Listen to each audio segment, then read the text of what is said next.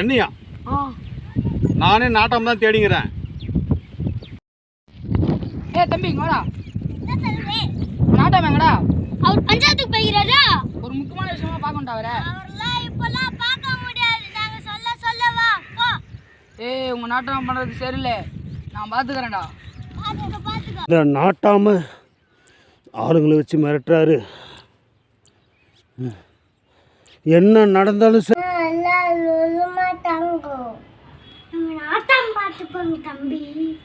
தம்பியா போலாமா? ஓகே